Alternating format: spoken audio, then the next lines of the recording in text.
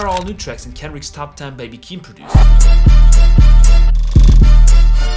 Does he know something we don't? What is so special about Baby Keem's production? Why is it similar to a Travis Scott and Kanye West? And what insight can a Grammy-winning producer who's known Baby Keem since 2018 give us? My favorite effect plugin. The rest is history. But for this to make sense, we need to understand how Baby Keem actually works. And what better way to find that out by taking a look at the biggest song Baby Keem has produced. On N95, Baby Keem, Soundwave, Boy Wonder and John Sweet really made sure that the different parts of the song all had different spaces, pockets and different feelings. One way they managed to pull this off is by using same sounds but playing them in a different context. For example, we have this piano which in the first part acts as this counter melody to the synthesizer. But then in the second part, when it's a bit more laid back, with the pad coming in, it plays this top line melody.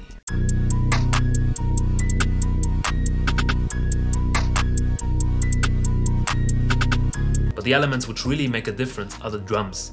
Look at the different parts, how the drums are structured. In the first part, high energy, all drums. Second part, less energy, they take the kicks out.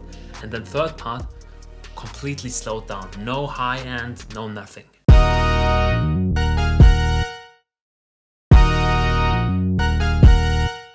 And maybe you now think, well, if I would make a beat with Soundwave, Boy Wonder and John Sweet, I could easily make something like that too. And you're probably not wrong. So why is Baby Keem on there? Oh, of course, he's an industry plant, he's Kendrick's cousin, that's why he's on there.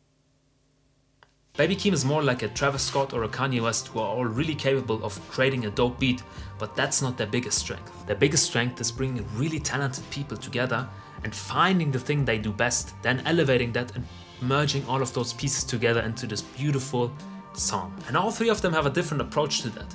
Look at Skeleton. We have Tame Impala, Pharrell Williams and The Weeknd on there, who are all really talented and would be able to make a #1 song all on their own. But this song, as well as the whole album, is so good because Travis Scott managed that everybody saw the vision. Well, I'll just keep the stems, will I? Hey, OG. I don't know what you doing down there, down under. And on My Beautiful Dark Twisted Fantasy, Kanye West had a different approach. He hired a lot of session musicians and gave them the notes to play, and turned all of this together into this maximalistic, beautiful album.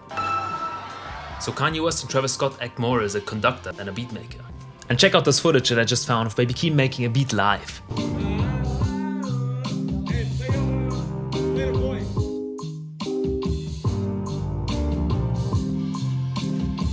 Here you see perfectly that Baby Keem is playing the producer and not a keyboard or a synth or a guitar or something. But let's see what Dietz, who has known Baby Keem since 2018, whose production credits on Bullies and Family Ties, thinks about that. So for the Bullies placement, it was not me sending the sample to Dario or Soundwave. I sent it directly to Keem. I see him more like an artist and producer, for example, like Kanye West. Tell me an artist who does that, who you can send samples to and he will get the producer to make a beat out of it. And now that you know that Baby Keem cares about every little part of the production, the sample, the sound selection, the drums, it's even better to see the breakdown of the Family Tie sample from Dietz. That day I made the sample, I really wanted to use my pedals, especially the blooper, to create something like a dark, reversed, textural vibe. And I started with this melody.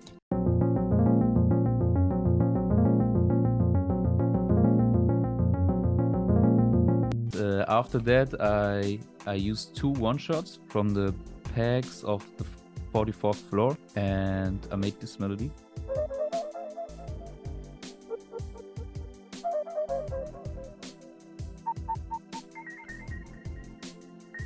Together in context, it sounds like this.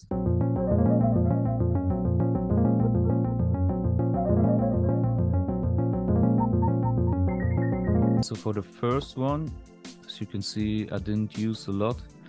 I just use some equalizer, Gullfoss, and my favorite effect plugin, Soothe. For the one-shots, I used Echo Boy, Valhalla Vintage Verb, Mondo Mod, some equalizers, and the J37 with a lot of saturation and some wow effect. After I made this, I let the sample run through my pedals. The Visitor and the Shallow Water are more for the textures. With the Visitor, I add a slight tremolo effect, and the Shallow Water adding some analog sound. After that, I flipped the sample with the blooper. And when the sample sounded like this, I knew I wanted to add some final effects in the DAW. This is without the plugins. This is with the plugins. Oh.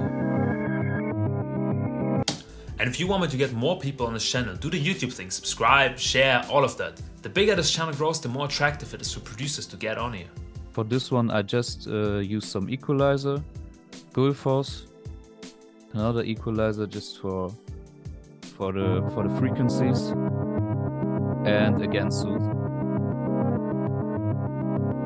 So when I was done with the sample, I knew Cardo would love the sample, and I sent it immediately to him. But not just that, I even renamed it so that it was the first sample in the folder. So big shout out to Cardo because he made this all happen, this whole placement. Some weeks later, he hit me up on Instagram and said, "Save that with your life," and yeah, the rest is history. The Grammy goes to